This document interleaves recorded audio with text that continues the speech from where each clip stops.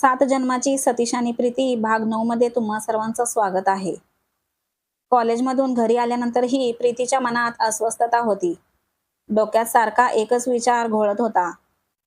संजय नगर सारख्या ठिकाणी काम करायचं म्हणजे तिथल्या स्थानिक लोकांशी संपर्क कसा साधायचा.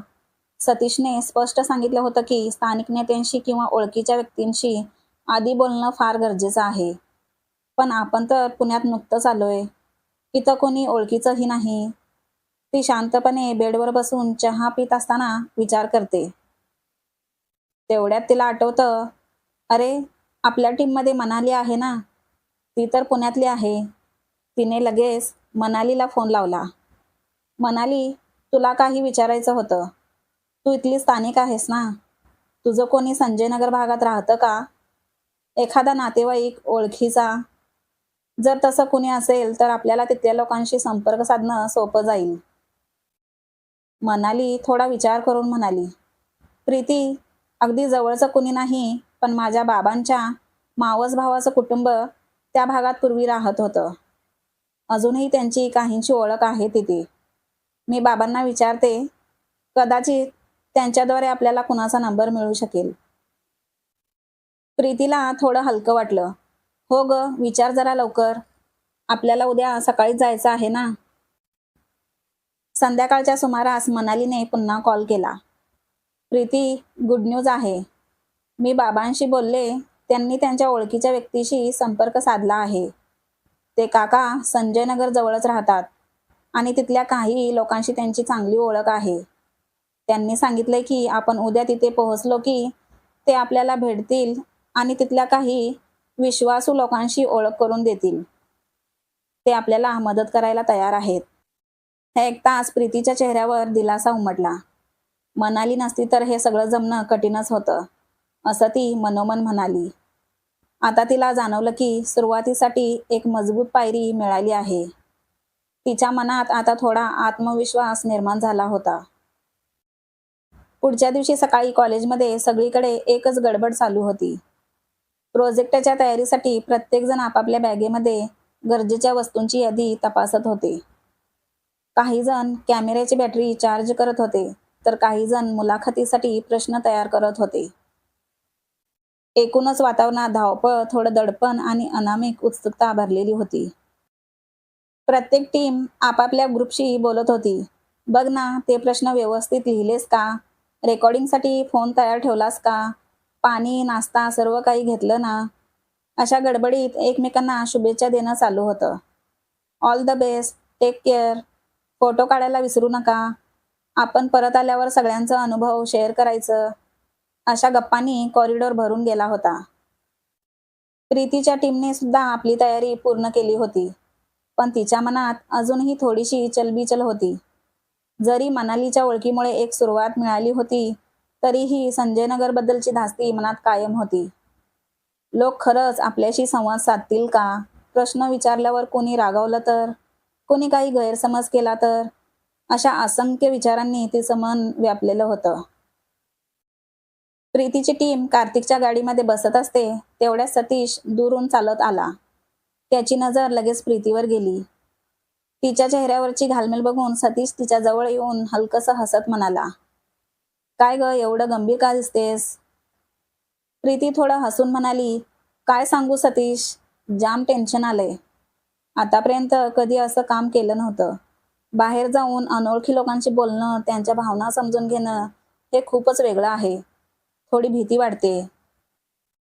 सतीश तिच्या खांद्यावर हलकासा हात ठेवत आत्मविश्वासाने म्हणाला, प्रीती, काहीच काळजी करू नकोस. तू जितकी समजूतदार आहेस, संयमी आहेस, मला खात्री आहे की तू हे सगळं उत्तम प्रकारे हाताळशील. संजय नगर असो की कुठलाही एरिया, तुझ्या दृष्टिकोनात प्रामाणिकपणा आहे आणि तो लोकांपर्यंत पोहोचतोस. संवाद हा फक्त शब्दांमध्ये नसतो, तो आपल्या वागणुकीतून दिसतो. तू बोललीस ना की लोक ऐकतील. प्रीती थोडं हलकं झाल्यासारखं हसली. सतीश पुढे म्हणाला, आणि हो, काही अडचण आलीस तर मला निसंकोच फोन कर. मी लगेच काही मार्ग सुचवेन किंवा गरज पडली तर मदतीलाही येईन. मित्र म्हणून माझी ही जबाबदारी आहेच. हे ऐकून प्रीतीच्या मनात जो एक हळवा विश्वास निर्माण झाला होता, तो शब्दात मावत नव्हता. कधी कधी अशा धीर देणाऱ्या वाक्यांमधूनच खरी मैत्री झळकते. प्रीतीनेही सतीशला ऑल द बेस्ट म्हटलं आणि तूही सगळं व्यवस्थित कर असं म्हणून प्रीतीने डोळे मिटून एक दीर्घ श्वास घेतला आणि मनात ठरवलं, या 2 दिवसात मला फक्त एक प्रोजेक्ट नाही तर स्वतःचीही परीक्षा द्यायची आहे. गाडी चालू झाली आणि सतीशने तिच्या दिशेने हात हलवला आणि मिश्किलपणे ओरडला, प्रॉब्लेम आला तर फक्त एक कॉल करायचा आहे. आणि हो, तुमच्या टीममध्ये प्रीती आहे म्हणजे टेन्शन झिरो. सगळे हसले आणि त्या हसण्यामध्ये नव्या प्रवासाची पहिली पायरी पार झाली. संजयनगरमध्ये पोहोचल्यावर प्रीतीची टीम आजूबाजूचं निरीक्षण करत पुढे गेली. गल्लीच्या शेवटी एका छोट्याशा चौकात मनालीचे काका त्यांच्यासाठी थांबलेले होते. त्यांच्यासोबत 2 स्थानिक ज्येष्ठ पुरुष उभे होते. वयोवृद्ध पण चेहऱ्यावर अनुभव आणि आत्मविश्वास झळकत होता. मनालीने प्रीतीच्या टीमची ओळख करून दिली. त्यावेळी त्यापैकी एक जण प्रीतीच्या टीमकडे पाहत म्हणाले, बघा मुलींनो, इथले लोक थोडे वेगळे आहेत. सुरुवातीला सहज बोलत नाहीत. पण आम्ही दोघं आता चौकात लोकांना बोलावतो. आमच्या बोलण्यावरून लोक इथे नक्की जमा होतील. तेव्हा तुम्ही हळूहळू तुमचं काम सुरू करा. आधी गप्पा टाका, ओळख वाढवा. माहिती थोड्या वेळाने मिळेलच. लोकांना वाटलं पाहिजे की तुम्ही खरंच त्यांच्या भल्यासाठी आलात. हे ऐकून प्रीतीच्या टीमच्या चेहऱ्यावर थोडा विश्वास निर्माण झाला. सुरुवात चांगली झाली होती कारण स्थानिक लोकांशी नातं जोडण्यासाठी पहिलं पाऊल आता ठेवलं जाणार होतं आणि तेही त्यांच्या भाषेत, त्यांच्या लोकांच्या तोंडून. रामभाऊ काका आणि शेख काकांवर स्थानिक लोकांना विश्वास असल्यामुळे त्यांच्या बोलण्यानुसार काही जण चौकात जमा झाले. प्रीतीची टीम थोड्या हळुवार आवाजात साध्या भाषेत लोकांशी संवाद साधण्याचा प्रयत्न करू लागली. आम्ही कॉलेजमधले विद्यार्थी आहोत. समाजातल्या अडचणी समजून घ्यायला आलो आहोत. तुमच्या समस्या ऐकून त्यावर काही उपाय सुचवण्याचा आमचा प्रयत्न आहे, असं प्रीती नीट समजावून सांगू लागली. पण अजून संभाषण नीट सुरू होतंय तोच गर्दीतून एक मध्यमवयीन पुरुष चिडून म्हणाला, हे सगळं फालतूपणा आहे. आम्हाला वेळ नाही असल्या गोष्टींसाठी. त्याच्या पाठोपाठ दुसराही म्हणाला, विचारून काय होणार आहे. फोटो काढणार, पेपरमध्ये छापणार आणि निघून जाणार. आम्हाला काही उपयोग नाही याचा. काही जण उपरोधिक हसले, काहींनी डोळे वटारले, तर काहींनी आपसात बोलत हात करून निघायला सुरुवात केली.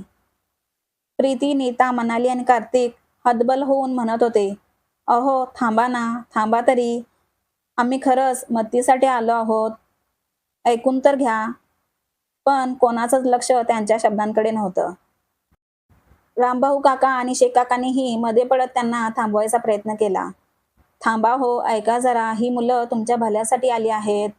एक संधी द्या त्यांना. पण त्यांचंही कोणी ऐकलं नाही. थोड्याच वेळा संपूर्ण चौक रिकामा झाला. गर्दी नाहीशी झाली. फक्त प्रीतीची टीम आणि ते 2 काका तिथे निशब्द उभे होते. त्या क्षणी सगळ्यांनी एकमेकांकडे बघितलं. चेहऱ्यावर गोंधळ, डोळ्यात निराशा आणि मनात एकच भावना, आपण खरंच काही करू शकतो का. ही सुरुवात होती, पण इतकी कठीण असेल असं कोणालाही वाटलं नव्हतं. संवाद सुरू होण्याआधीच तो संपला होता. एक गडद शांतता पसरली होती.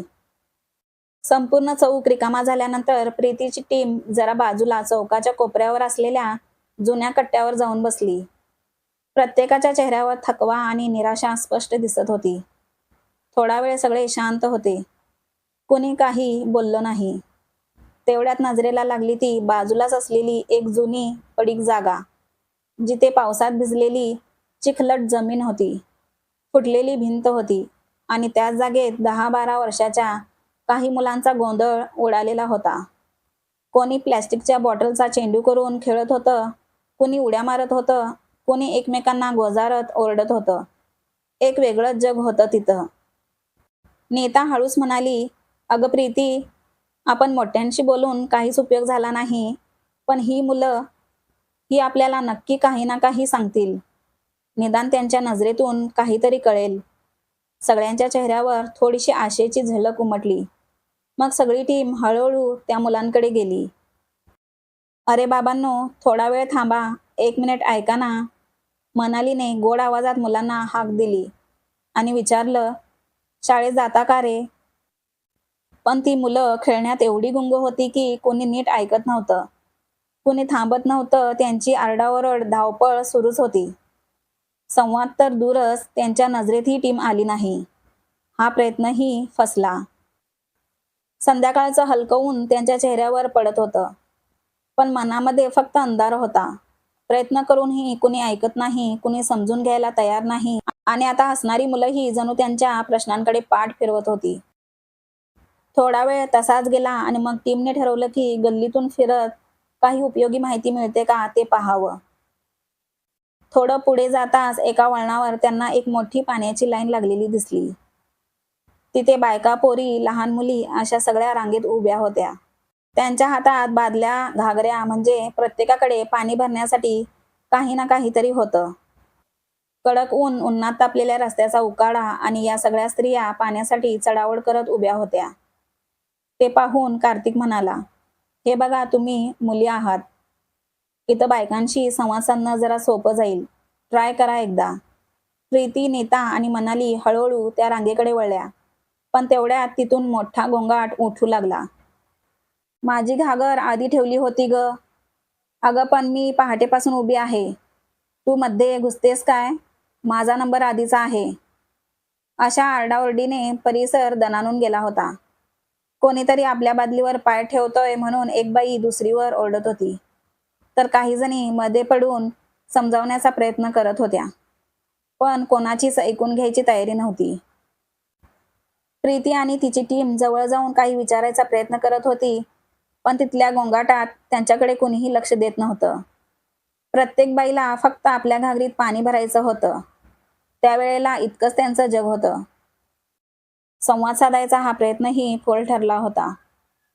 तिकडे सतीशच्या टीमला मात्र त्यांच्या एरियामधील लोकांनी भरपूर सहकार्य दिलं होतं. तिथले लोक खुलेपणाने संवाद साधत होते. एका दिवसातच सतीशला प्रोजेक्टसाठी लागणारी सर्व महत्त्वाची माहिती व्यवस्थित मिळून गेली होती. सगळं काम सुलभपणे पार पडलं होतं. पण इकडे प्रीतीच्या टीमचा पूर्ण एक दिवस प्रयत्न करतच गेला. पण अपेक्षित यश काही मिळालंच नाही. कुठे संवाद झाला नाही, कुठे लोक ऐकायला तयार नव्हते, तर कुठे गोंधळात काही कळेच ना. दिवसभर थकून, निराश होऊन सगळे एकाच विचारात हरवलेले होते. आता एकच दिवस उरलेला होता आणि अजून काहीच माहिती मिळाली नव्हती. प्रत्येकाच्या मनात एकच प्रश्न होता, उद्या काय? खरंच आपल्या टीमकडून हा प्रोजेक्ट होईल का? टेन्शन हवेत पसरल्यासारखं होतं आणि सगळे गप्प बसून एकमेकांकडे पाहत होते. आता उद्या काय होईल? प्रीती हा प्रोजेक्ट कसा पूर्ण करेल? याच्यासाठी तुम्हाला उद्याच्या भागाची वाट पाहावी लागेल. आणि तोपर्यंत हा भाग आवडला असेल तर व्हिडिओला एक लाईक आणि चॅनलला सबस्क्राईब करायला विसरू नका.